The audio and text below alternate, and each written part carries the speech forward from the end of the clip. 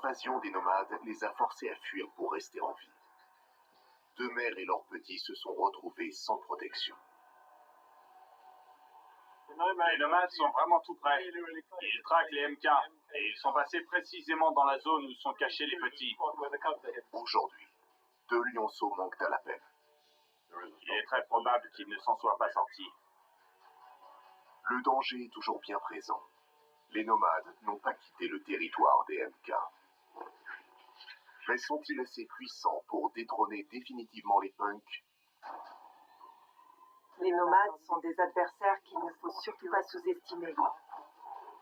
Mais sur le plan individuel, ce ne sont encore que de jeunes mâles.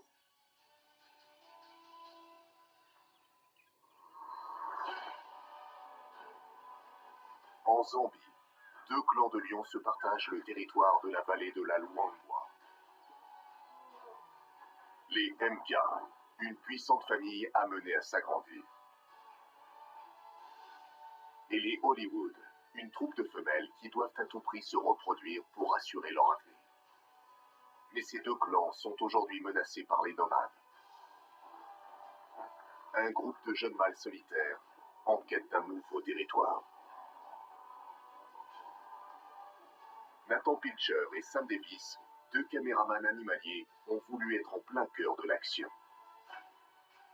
Bouge pas. Ils seront les témoins privilégiés de leur lutte pour survivre. Les deux grandes dynasties de lions de la vallée parviendront-elles à préserver leur lignée?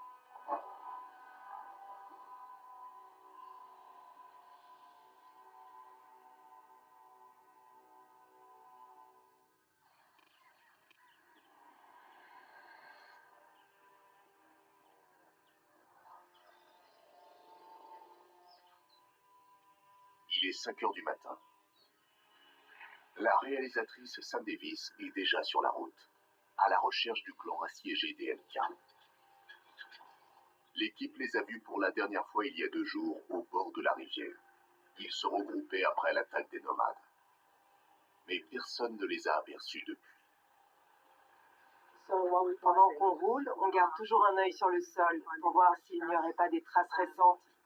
Ça pourrait nous indiquer par où ils sont partis hier soir et nous aider à les retrouver ce matin. Elle est particulièrement soucieuse de trouver les deux mères du clan des MK, Rosa et sa sœur Zuri, qui veillent sur 5 petits. Quand l'équipe les avait localisés suite à l'attaque des nomades, seuls les 3 petits de Rosa étaient là. Les 2 petits de Zuri avaient disparu. La voilà, c'est elle. C'est incroyable. On vient juste de tomber sur l'une des femelles. Et voilà la deuxième qui se faufile dans les broussailles. Ça doit être Rosa. Elle tenait quelque chose dans sa gueule. Mais j'ai pas eu le temps de voir ce que c'était. J'espère que c'était un petit. Avec un peu de chance, les femelles vont mener Sam à leur repère secret, où elle pourra effectuer un décompte complet.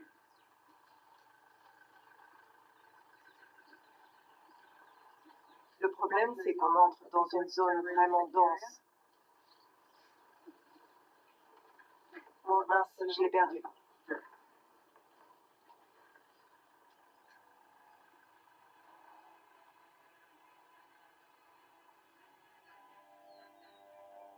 Depuis leur précédente attaque, les nomades occupent toujours le territoire des MK.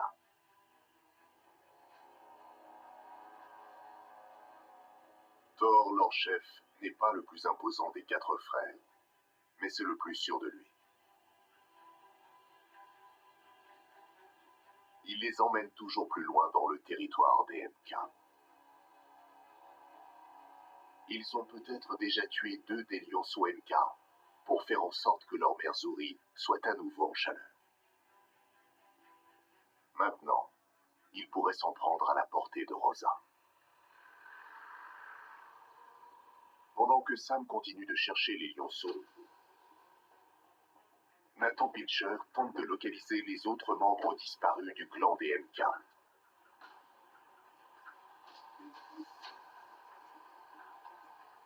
Il y a quelques jours, les nomades sont arrivés. et ont pourchassé les punks et les MK sans répit. On va aller à l'intérieur des terres pour essayer de les retrouver, en espérant qu'ils vont bien. Personne ne sait si les chefs vieillissants du clan, Axel et Mohawk, sont encore avec eux.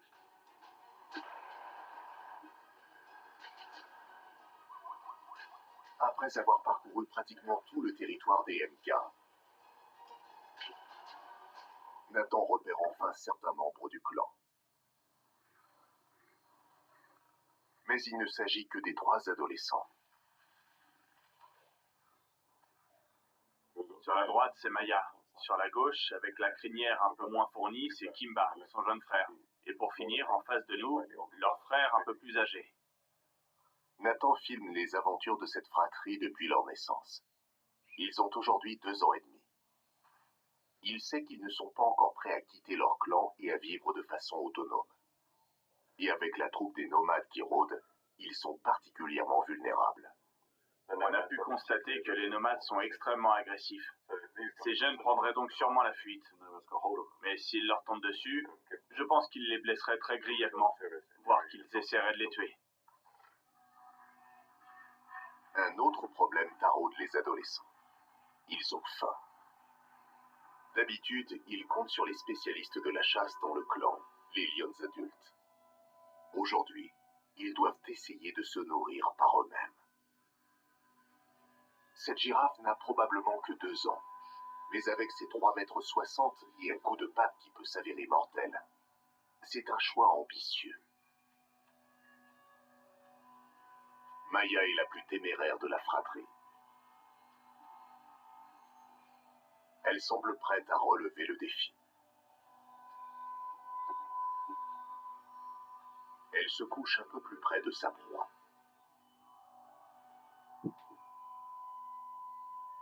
Il existe sûrement des clans de lions qui s'attaquent principalement à de gros animaux. Mais ici, on voit rarement des lions s'en prendre à une girafe.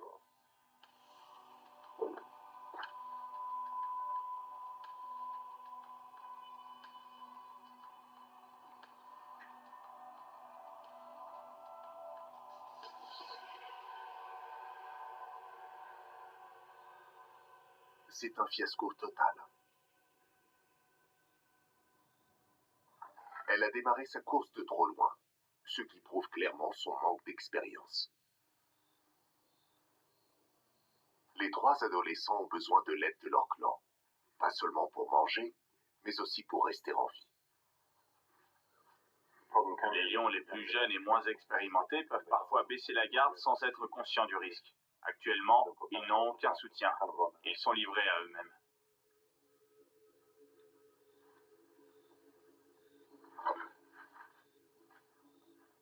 Sous la pression des nomades, le clan MK s'est dispersé à travers le territoire.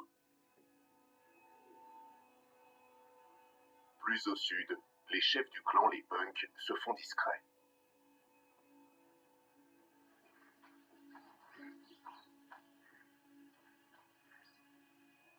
Les frères Axel et Mohawk protègent le clan des MK depuis 3 ans.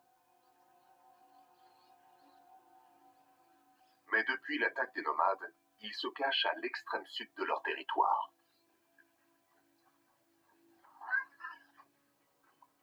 Un fief que les nomades ont la ferme intention de conquérir. Mais Axel et Mohawk ne capituleront pas. Ils se battront jusqu'au bout. En infériorité numérique, les 2 frères doivent pour l'instant faire profil bas et attendre leur heure.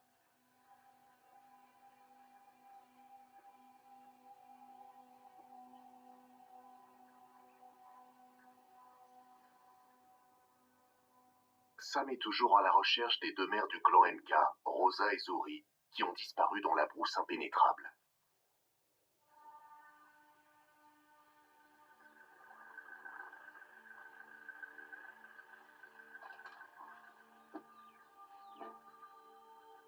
Après plusieurs heures, elle touche enfin au but.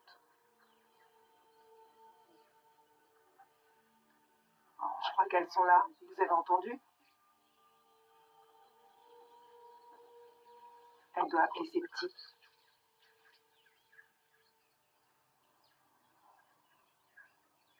En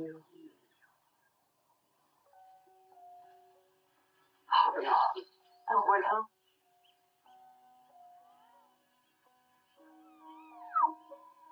Plus quand j'en ai la chair de poule.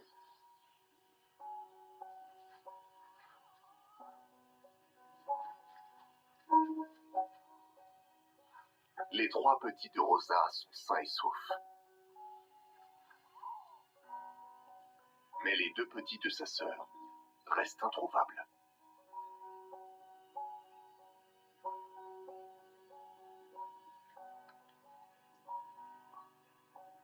Quand soudain, une petite boule de poils émerge des fourrés.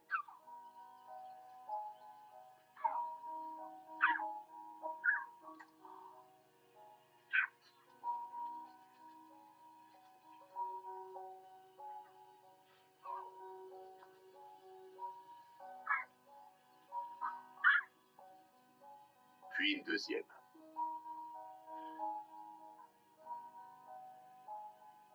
Les 5 petits sont là. C'est incroyable.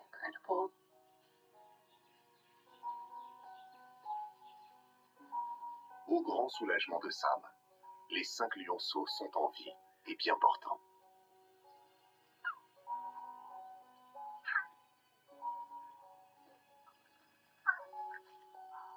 Il s'agit de la première portée pour Zoé. Aidée de sa grande sœur, elle a réussi à garder ses petits hors de vue des nomades. C'était très malin de leur part de les cacher dans cette zone broussailleuse. Toutes ces marques d'affection entre les 2 mères montrent qu'elles ont un lien très fort.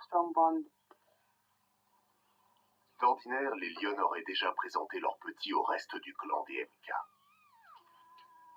Mais avec les nomades rôdant dans les environs, les sœurs préfèrent que personne ne les voie jusqu'à nouvel ordre. Les lionceaux sont âgés de 3 mois. Jusqu'ici, leur alimentation était exclusivement liquide. Mais aujourd'hui est un grand jour. Zouri leur a ramené un bébé phacochère. C'est fantastique. Ça doit être la première fois qu'ils mangent de la viande.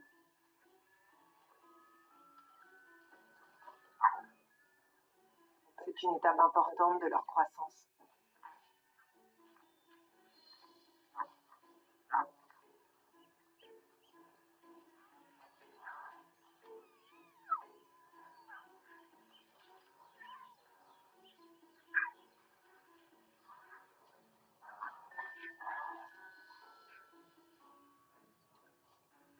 Les petits sont trop mignons.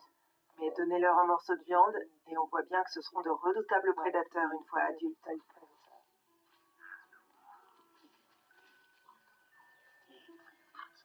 C'est incroyable qu'ils aient déjà ce comportement à cet âge. Ils doivent sûrement se prendre pour des durs. Mais en réalité, c'est adorable à voir. Le lionceau mâle de Rosa, Spotty, semble apprécier ce nouveau régime alimentaire. D'instinct, ils essaient d'éloigner les autres de leur morceau de viande. Ils sont possessifs. Il ne veut pas partager. Cet aplomb lui sera fort utile le moment venu.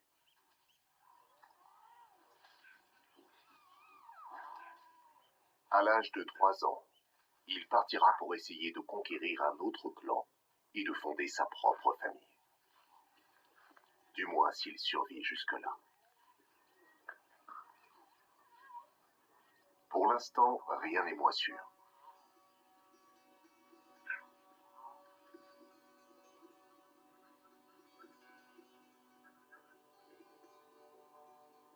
Huit kilomètres plus au nord, les femelles du clan Hollywood ne sont pas encore remises du violent assaut des nomades. C'est Ava, la matriarche, qui a été la plus touchée. Grièvement blessée, elle a failli mourir. Elle a subi une attaque extrêmement brutale. Mais la solidarité entre lionnes a pleinement fonctionné. Les autres lui ont fourni suffisamment à manger pour qu'elle s'en sorte. Guidés par Ava, les Hollywood ont ensuite battu en retraite à la frontière nord de leur territoire.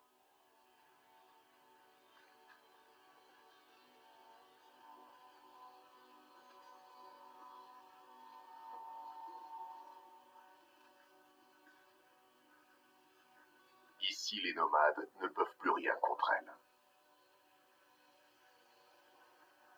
Mais d'autres animaux n'apprécient pas l'arrivée inopinée des lionnes.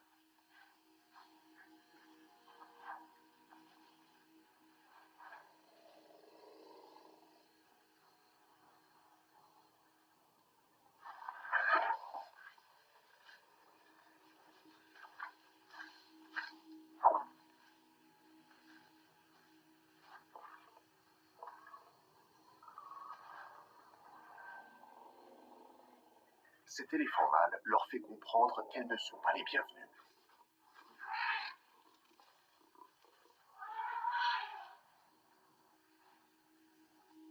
Les Hollywood connaissent mal cette zone de leur domaine. Elles doivent être prudentes. Elles n'ont pas d'autre choix que de repartir.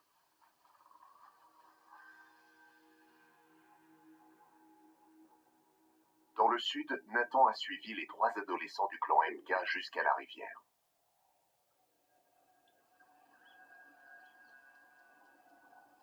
Maya et ses frères ont retrouvé le reste du clan.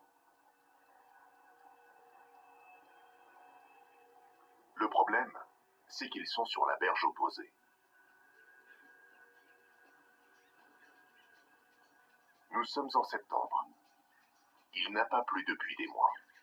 À cette époque de l'année, l'eau est assez basse pour que les lions puissent traverser s'ils le veulent.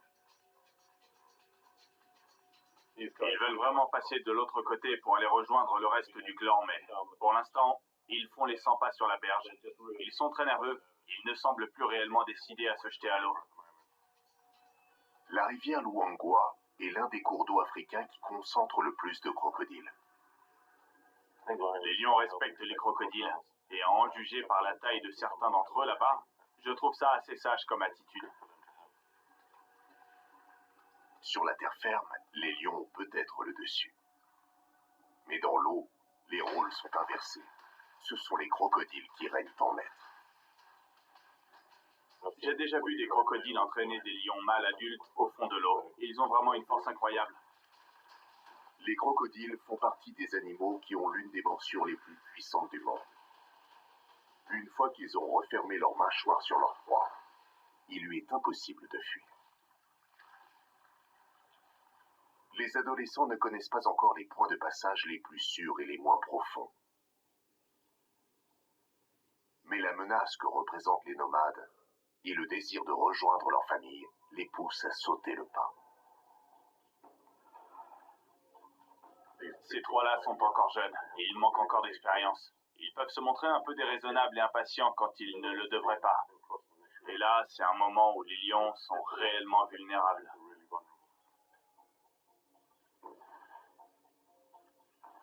Maya a pris la direction des opérations. Elle siffle beaucoup pour essayer d'intimider les crocodiles. Mais elle finit par manquer de cran. La rivière grouille de crocodiles. D'autres membres du clan des MK se postent sur la rive d'en face et encouragent Maya à retenter sa chance.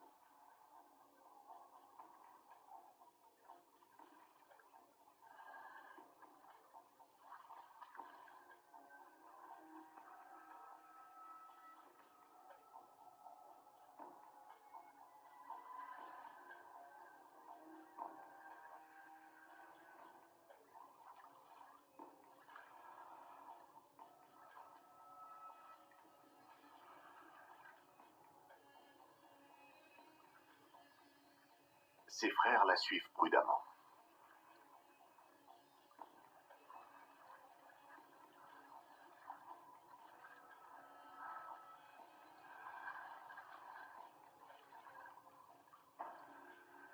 Les crocodiles se rapprochent dangereusement. Maya et ses frères pressent le pas.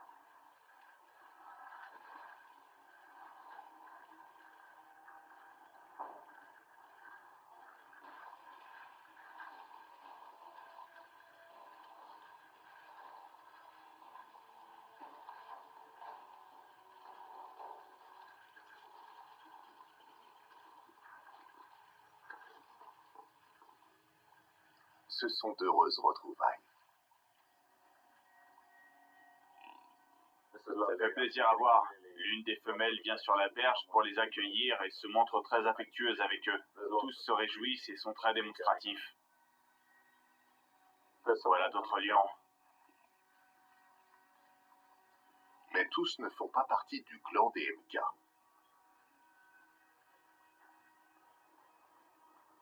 Je sais qu'il y a une autre troupe sur la rive d'en face, les Nsefou. Je suis pratiquement certain que ce sont eux. La rivière de la Luangwa délimite les territoires durant une grande partie de l'année. La berge Est est le domaine du clan Nsefou. Les deux clans se sont déjà croisés en traversant la rivière au cours de la saison sèche. Au fil des ans, beaucoup de ces lions vont se côtoyer. Ils se connaissent déjà un peu. En tout cas, ils semblent s'accepter mutuellement assez bien. Les MK ne passent pas sur le territoire du clan voisin uniquement pour tenter d'échapper aux nomades. Apparemment, ils ont aussi été attirés par la possibilité de s'accaparer un buffle tué par les Nsefou. Mais c'est une manœuvre hasardeuse. J'ai déjà vu des troupes manger côte à côte, mais là, on a un gros mâle dominant. Le chef du clan Nsefou ne tient pas à être en rivalité avec d'autres mâles qui pourraient éventuellement l'évincer. S'il sent que les MK sont un danger, il attaquera sans hésiter. Kimba, le jeune mâle plus chétif, est particulièrement vulnérable. Kimba doit se montrer très prudent.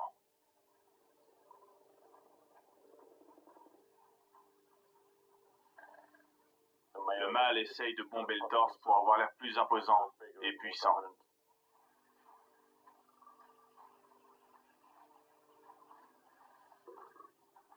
L'adolescent prend conscience du danger.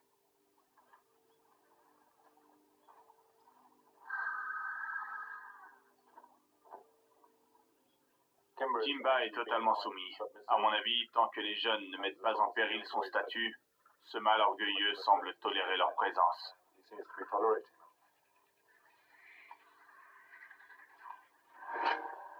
Maya est beaucoup plus intrépide que son frère Kimba.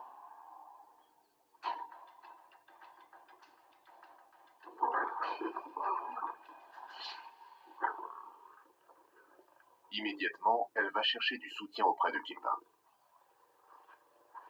Elle doit apprendre à devenir aussi posée que son frère, si elle veut rester saine et sauve. La majorité du clan des MK est passée sur l'autre rive depuis l'attaque des nomades, mais il manque toujours les deux frères Axel et Mohawk.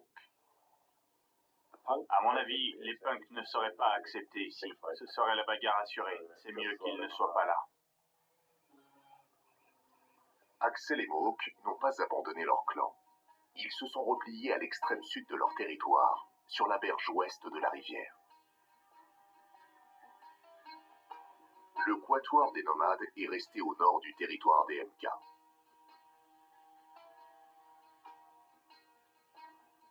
Leur rugissement résonne dans la vallée.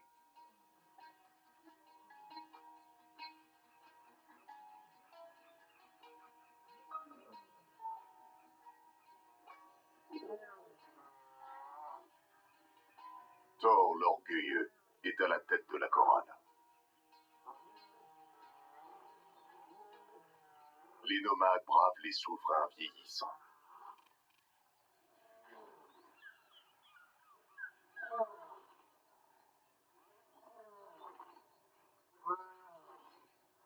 Axel et Mohawk ont des lionceaux et tout un clan à protéger. Ils sont obligés de réagir.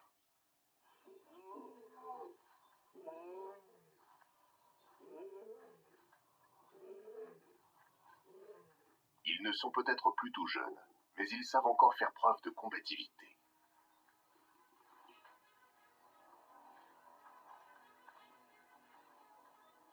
Les punks repartent vers le nord.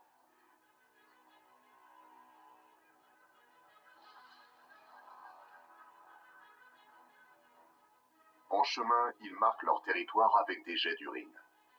C'est un avertissement explicite adressé aux nomades. Il ne faut pas les sous-estimer.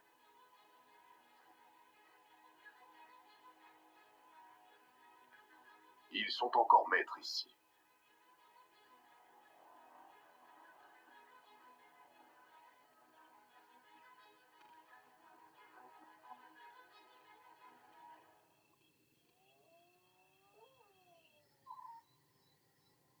Les nomades ne se laissent pas décourager.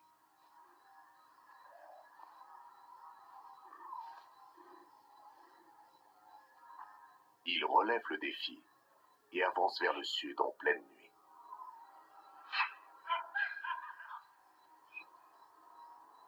S'enfonçant toujours davantage dans le territoire des MK.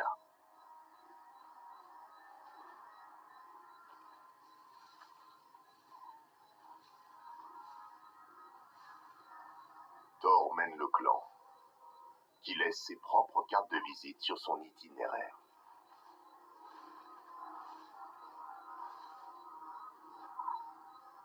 Il parcourt le royaume des punks sous le couvert de l'obscurité.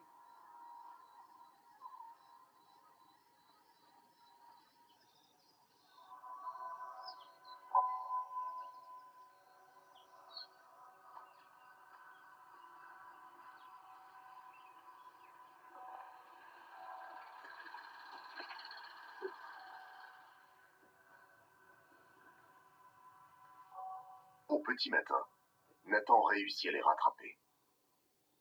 Les nomades sont là-bas, à 200 mètres environ. Ils ont parcouru 8 kilomètres dans la nuit.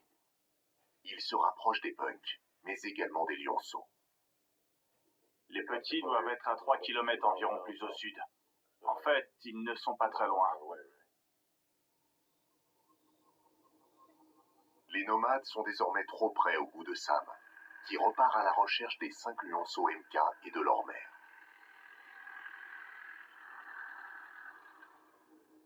Elle vient juste de les retrouver et voit leur mère s'éloigner.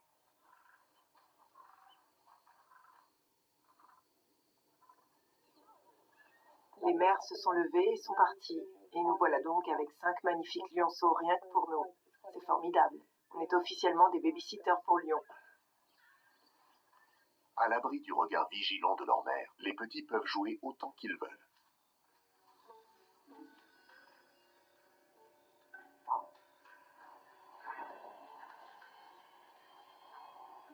C'est fou, quand on les observe, on voit les différentes personnalités qui se dessinent.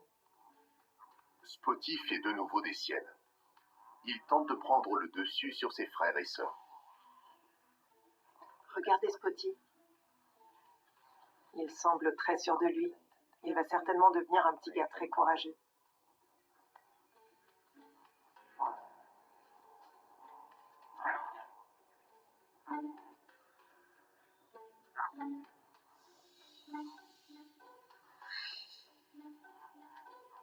Ils ont beau jouer les grands, il ne faut pas grand-chose pour calmer leurs ardeurs.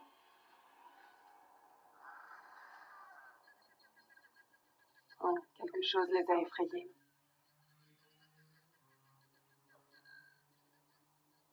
Un vautour charognard vient de s'opposer. Ils prennent la fuite.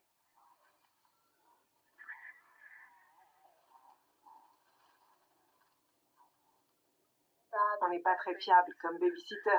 On n'a pas réussi à les protéger du vautour. Sans crier gare, les lionceaux sont partis se réfugier dans les broussailles. On va rester ici pour l'instant. On va pas suivre les petits. Ils ont eu tellement peur quand le vautour est arrivé que c'est probablement mieux de les laisser tranquilles pour qu'ils reprennent leurs esprits. On va pas les ennuyer alors qu'ils sont déjà terrifiés.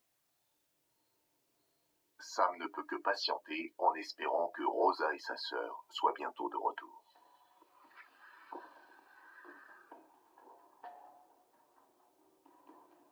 Pendant ce temps, Nathan quitte les nomades et se dirige vers le nord pour voir ce que deviennent les Hollywood dans la zone la plus reculée de leur territoire.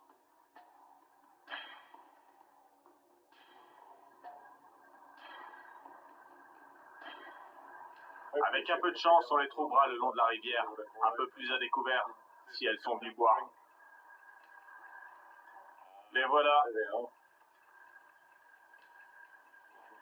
1, 2, 3, 4, 5. On dirait que 5 lionnes du clan Hollywood sont étendues là, près de la rivière. Elles regardent fixement tous les poupous et les impalas au loin. Manifestement, elles doivent avoir faim. Ava est là aussi. C'est fantastique de les voir toutes ensemble. Les Hollywood ne tardent pas à reprendre la route.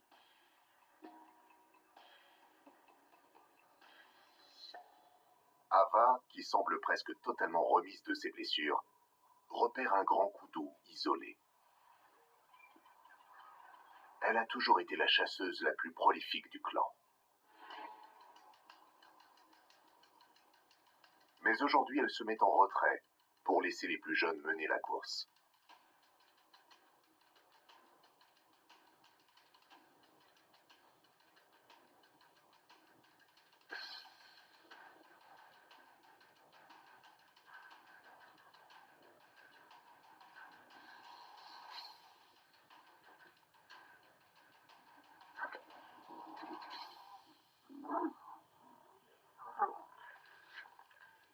Elle n'est pas déçue.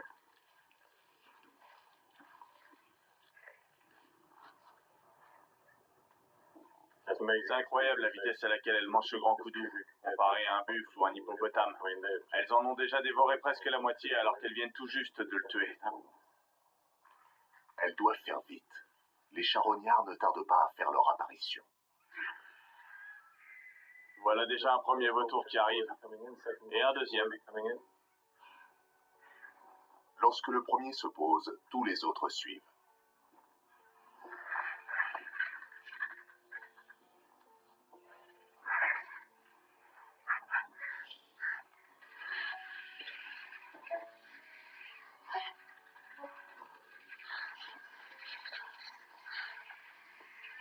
Les Hollywood les laissent se disputer les restes.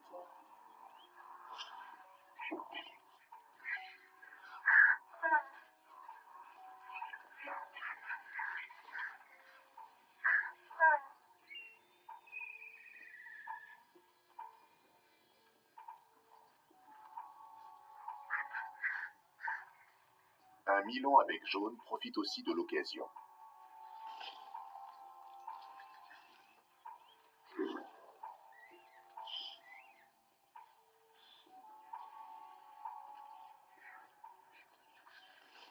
Mais quand on a affaire à un colosse vorace de 500 kilos, ça change tout. Tous les crocodiles dans la rivière commencent lentement à se diriger vers la berge.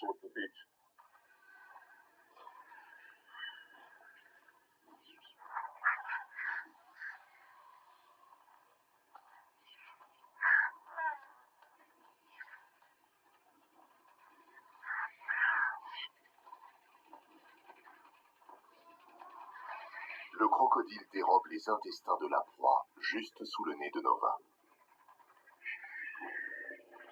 À 3 ans, Nova est la plus jeune du clan des Hollywood, mais elle est intrépide.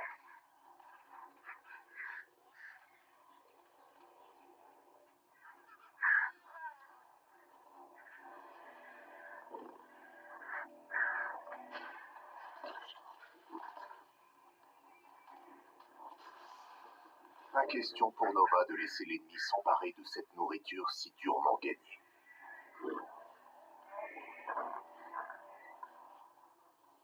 Rassasiés, Ava et les autres femelles restent stoïques et laissent partir leur proie. Mais la jeune Nova refuse de céder.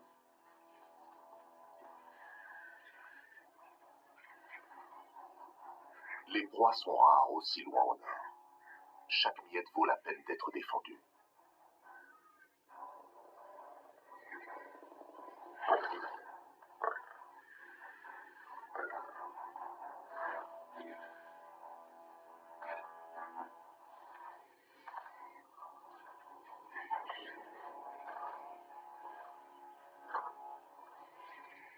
Sa tante Xena lui vient en aide.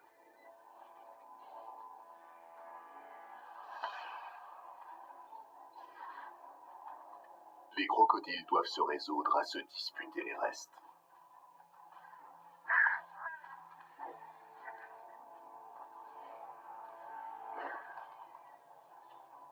Nova ne veut rien laisser au hasard.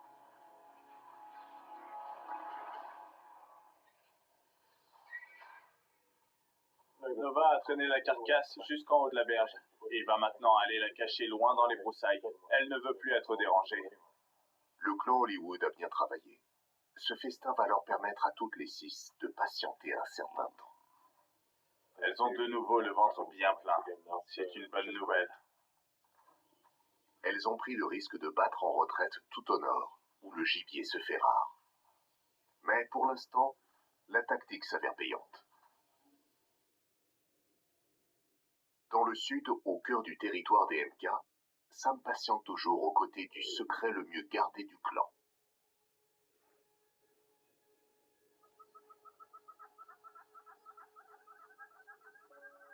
Son attente est enfin récompensée. Rosa et sa sœur sont de retour, et les lionceaux se sentent suffisamment en sécurité pour sortir de leur cachette.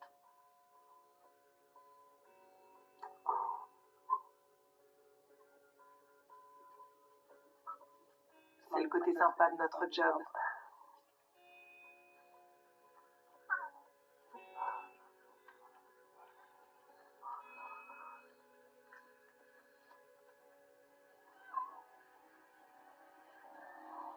La toilette est un moment privilégié. On voit tout l'amour que les mères portent à leurs petits.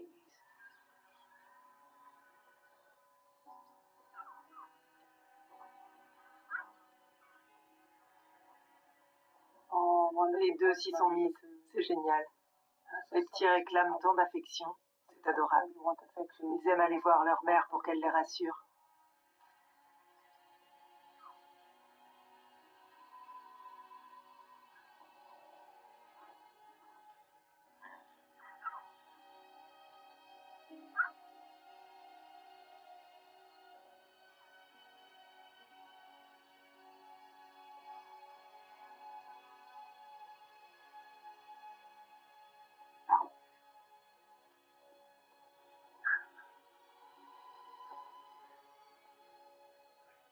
Devoir protéger en permanence les petits est épuisant.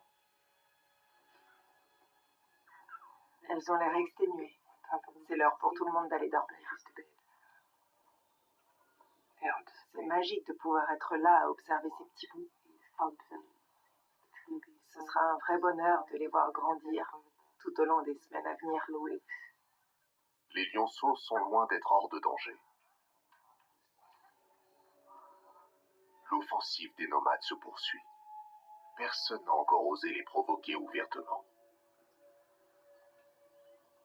Ils font comme si le territoire du clan des MK leur appartenait déjà. Thor, le présomptueux, n'a absolument aucune limite. Il a laissé ses frères pour aller explorer la berge d'en face, la rive est, où est établi le clan des Nsefou. Thor se sent si sûr de lui qu'il fait savoir qu'il est là, défiant ainsi n'importe quel rival de s'attaquer à lui.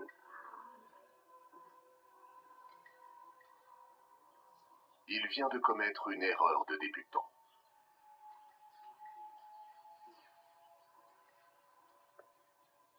À moins d'1 kilomètre de là, sur la rive ouest, les punks entendent les cris du lion solitaire.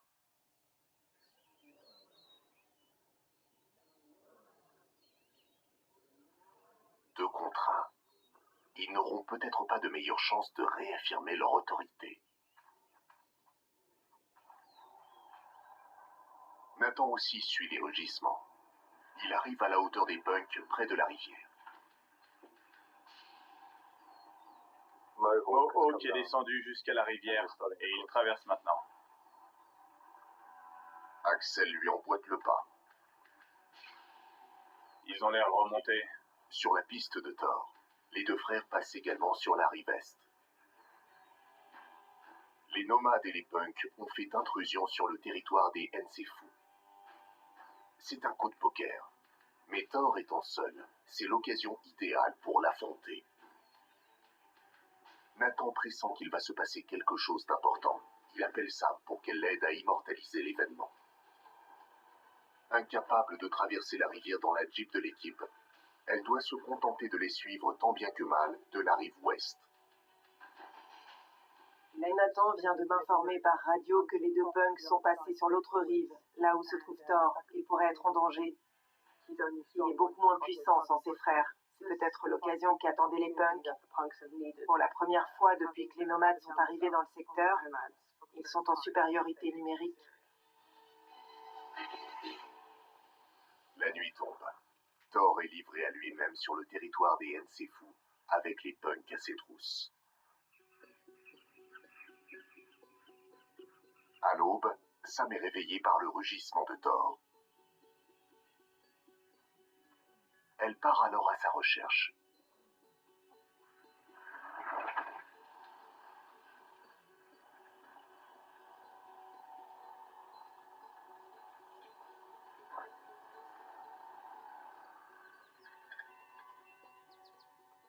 C'est pas Thor, là?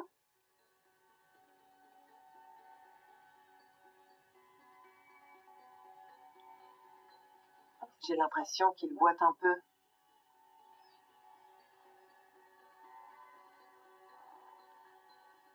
Il traverse la rivière d'un pas hésitant.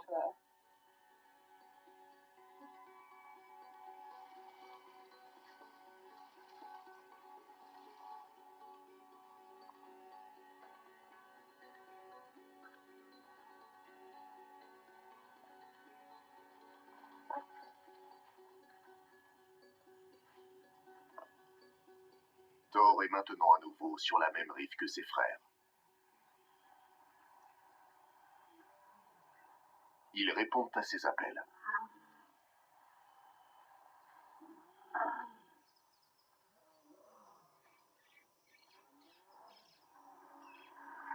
Sam poursuit son chemin pour tenter de trouver les 3 autres nomades.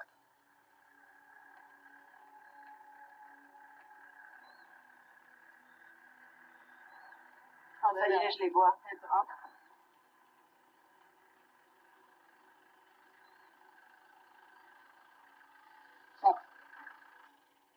En l'absence du chef de clan, il semble placide.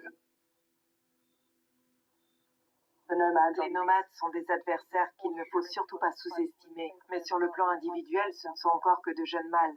Thor doit se dire qu'il vaudrait mieux rejoindre ses frères et rester tranquille. Juste après l'arrivée de Sam, Thor apparaît.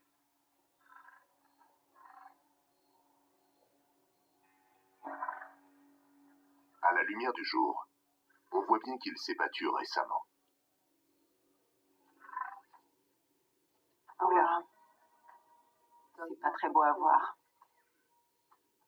On dirait que Thor s'est fait recadrer dans la nuit ou très tôt ce matin. Il est facile de deviner qui était son adversaire. Un contre un, je parierais qu'il s'agit de Mohawk. Honnêtement, les nomades avaient peut-être besoin d'une bonne correction pour les remettre à leur place et leur rappeler qu'ils ne sont pas encore les mâles dominants dans le secteur.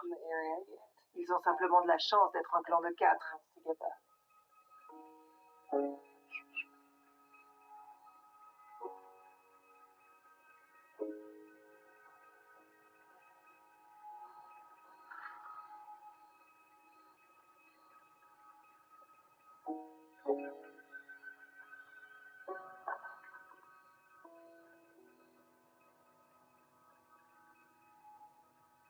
Quand je les regarde là comme ça, que je vois que Thor semble désabusé, c'est la première fois qu'ils perdent de leur superbe. Pour la première fois, on se rend compte que ce sont encore des jeunes mâles qui apprennent la vie. Cette nouvelle expérience n'a pas du tout plu aux rebelles.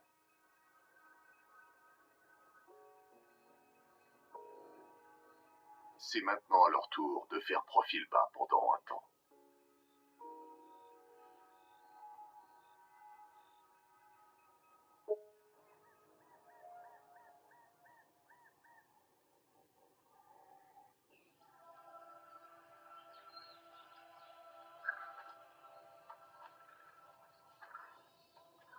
Au cours des 2 jours suivants, les MK repassent sur la berge ouest de la rivière.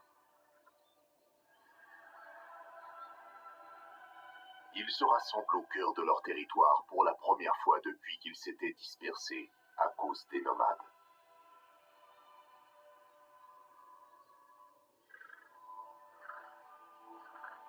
Axel et Mohawk retrouvent leur famille.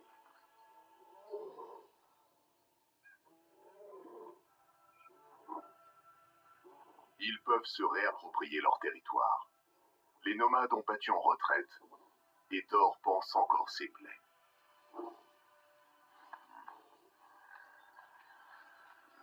C'est un habitat exceptionnel pour la chasse. La rivière attire en permanence des proies assoiffées. C'est pour cela que les nomades étaient si désireux de conquérir ces terres. Mais aujourd'hui, les MK imposent de nouveau leur souveraineté. Nathan est sur la piste d'un troupeau de buffles. Il se dirige droit vers la rivière et les MK qui sont en embuscade. S'ils voient des buffles arriver, ils ne se feront pas prier.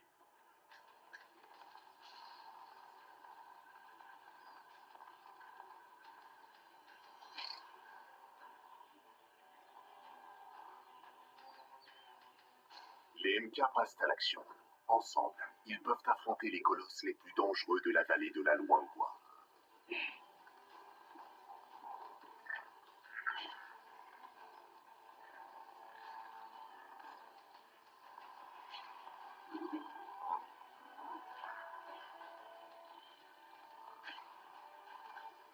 Même Mohawk se joint à la chasse.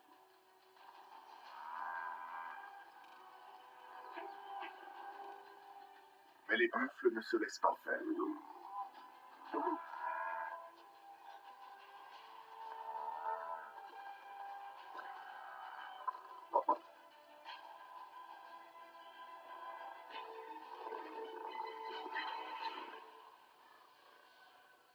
Les lions ne mangeront pas de buffle aujourd'hui. Les MK se tournent alors vers une cible plus accessible. Un gnou isolé, qui n'est plus sous la protection de son troupeau.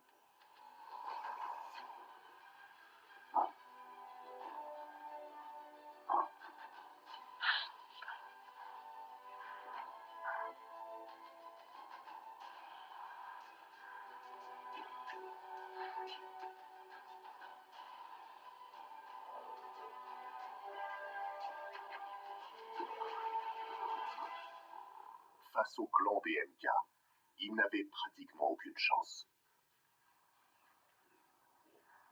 Le clan est de nouveau réuni, et apparemment, il a repris le pouvoir. Les choses se présentent bien pour eux. C'est donc très positif aussi pour les petits.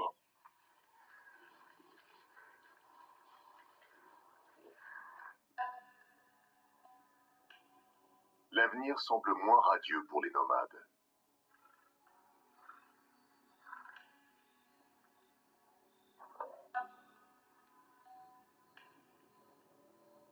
Thor continue à se faire discret sur le territoire des MK. Il se remet lentement de son altercation avec Mohawk.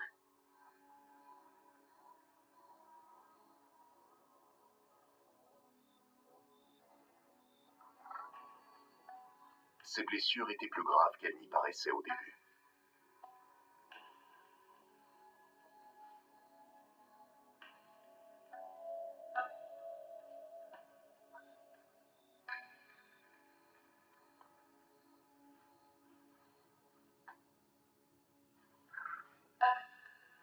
Il aura encore besoin de quelques jours de repos avant de pouvoir parcourir de longues distances.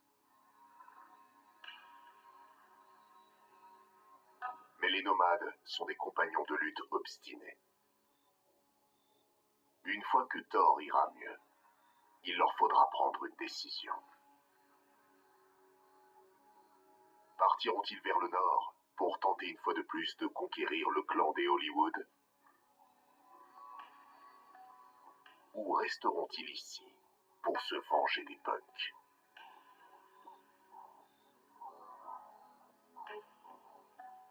Quel sera leur choix?